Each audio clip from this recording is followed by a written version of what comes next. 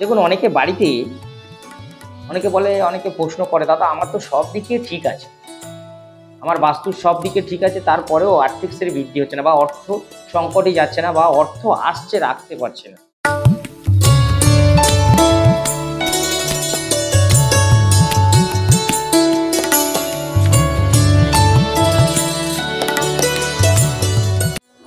Hello বন্ধুরা, আবারও দীপক শাস্ত্রী, আড্ডা উইথ দীপক শাস্ত্রী চ্যানেল থেকে দীপক শাস্ত্রী আপনাদের কাছে, আপনাদের পাশে, আপনাদের সাথে আছে, থাকবে, নতুন গল্প নিয়ে আসবে।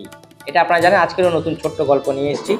দেখুন অনেকে বাড়িতে অনেকে বলে, অনেকে প্রশ্ন করে, দাদা আমার তো সব দিকে ঠিক আছে, আমার বাস্তুর সব দিকে ঠিক আছে, তারপরেও আর্থিক স্থিতি বৃদ্ধি হচ্ছে না, বা অর্থ সংকটই যাচ্ছে না, বা অর্থ আসছে রাখতে পারছে না। আপনাদের একটা জিনিস বলি, এই গল্পটার মধ্যে একটা সুন্দর লজিক আছে। আপনার বাড়ির সব দিক ঠিক আছে, আপনারা কখনো বাড়ির মধ্যস্থান বা বম্ভুস্থান যেটাকে বলে, সেই জায়গাটা খেয়াল করে দেখেছেন? ভারী কোনো বস্তু ওখানে বা ভারী কিছু জিনিস রেখেছেন কিনা?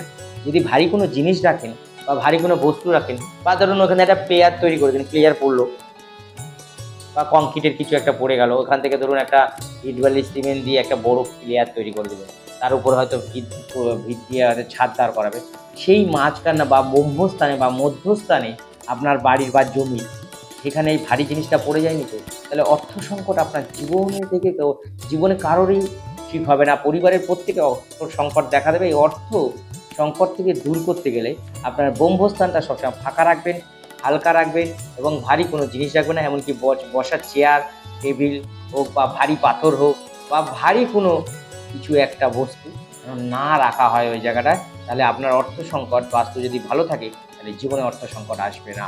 তাহলে বাড়ির মধ্যস্থান বা ব্রহ্মস্থান ফাঁকা রাখার সবসময় চেষ্টা করবেন, তাহলে অবশ্যই 100% আপনার খুব ভালো রেজাল্ট পাবেন।